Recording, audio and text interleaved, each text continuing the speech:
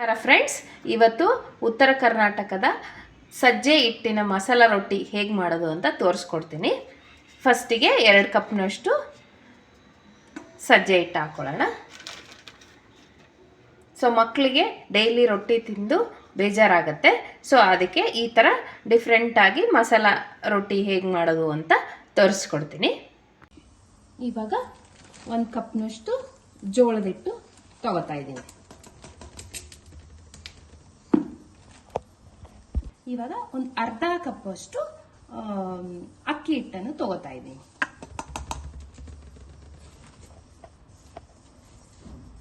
ಇದನ್ನ ಚೆನ್ನಾಗಿ ಮಿಕ್ಸ್ ಮಾಡ್ಕೊಳ್ಳೋಣ.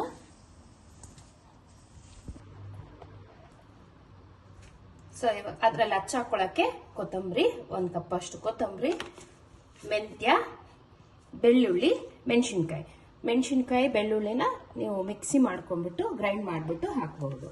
ಸೊ ಒಂದು ಈರುಳ್ಳಿ ಹಚ್ಕೊಳ್ಳೋಣ. ಮೆಂತ್ಯನ ಸಣ್ಣಗೆ ಹಚ್ಕೊಂಡಿದ್ದೀನಿ.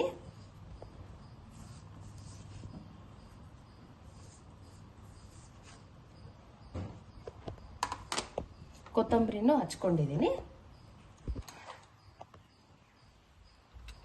ಉಳ್ಳಾಗಡ್ಡಿನೂ ಸಣ್ಣಗೆ ಹಚ್ಕೊಂಡಿದ್ದೀನಿ.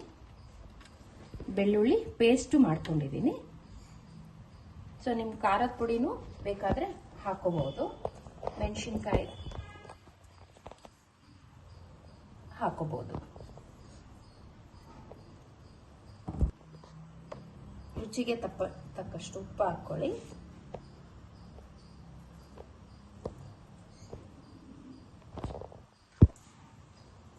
ಇದನ್ನ ಚೆನ್ನಾಗಿ ಮಿಕ್ಸ್ ಮಾಡ್ಕೊಳ್ಳೋಣ.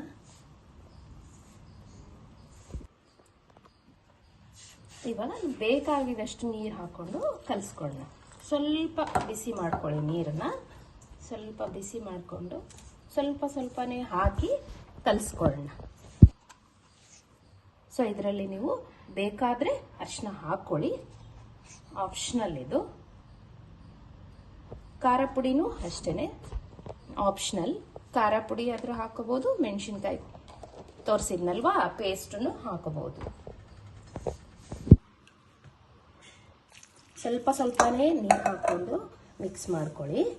ಯಾಕೆಂದರೆ ತುಂಬ ಜಾಸ್ತಿ ನೀರು ಹಾಕೊಂಡ್ಬಿಟ್ರೆ ನೀರು ಹಾಕ್ಬಿಡುತ್ತೆ ಇತ್ತು. ಬೇಕಾಗಿದ್ದಷ್ಟು ಸ್ವಲ್ಪನೇ ನೀರು ಹಾಕ್ಕೊಂಡು ಕಲಿಸ್ಕೊಡಿ.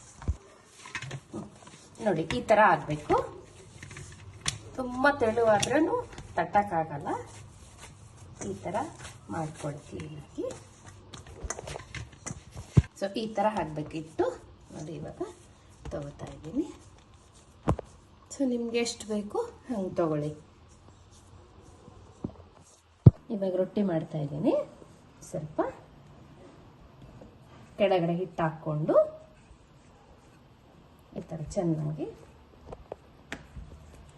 ಕ್ಲೀನಾಗಿ ಲಟ್ಟಿಸ್ಕೊಂಡು ಈ ಕಡೆ ಹಂಚು ಇಟ್ಟಿದ್ದೀನಿ. ಕಾಯಕ್ಕೆ ಕಾಯ್ತಾ ಇದ್ದೀನಿ. ಈ ಥರ ಹಾಕಿದ್ದೀನಿ. ಸ್ವಲ್ಪ ಎಣ್ಣೆ ಹಾಕೊಳ್ಳೋಣ.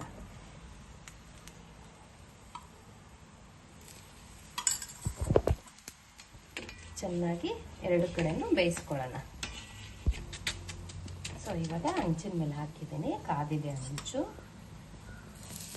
ಸ್ವಲ್ಪ ಎಣ್ಣೆ ಹಾಕೊಳ್ಳೋಣ.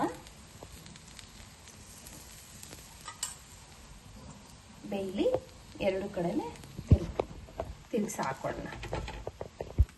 ಈ ಥರ ಬೆಂದಿದೆ ನೋಡಿ. ತಿರುಗಿ ಹಾಕ್ತಾ ಇದ್ದೀನಿ. ನೋಡಿ ಈ ಥರ 2 ಕಡೆನೂ ಕ್ಲೀನಾಗಿ ಸುಡಬೇಕು. ಇಲ್ಲಾಂದರೆ ಸಜ್ಜೆ ಹಿಟ್ಟಲ್ವಾ ಹೊಟ್ಟೆ ನೋವುತ್ತೆ. ಸೊ ನೀವು ಇದರಲ್ಲಿ ಜೀರಿಗೆನೂ ಹಾಕೋಬಹುದು, ಓಂ ಕಾಳನ್ನು ಹಾಕೋಬಹುದು. ನಿಮ್ಮ ಟೇಸ್ಟಿಗೆ ತಕ್ಕಂಗೆ ಏನಾಗ. ಈ ಥರ 2 ಕಡೆ ಬೇಯಿಸಿದ್ಮೇಲೆ ಈ ಥರ ಆಗಿದೆ. ಇದು ರಾತ್ರಿ ಬೆಳಗ್ಗೆ ತಿಂಡಿಗೂ ತಿನ್ಬೋದು, ರಾತ್ರಿ ಡಿನ್ನರ್ಗೂ ತಿನ್ಬೋದು, ಮಧ್ಯಾಹ್ನ ಲಂಚ್ಗೂ ತಿನ್ಬೋದು. ನೋಡಿ ಎಷ್ಟು ಸಾಫ್ಟ್ ಆಗಿದೆ. ಬಿಸಿ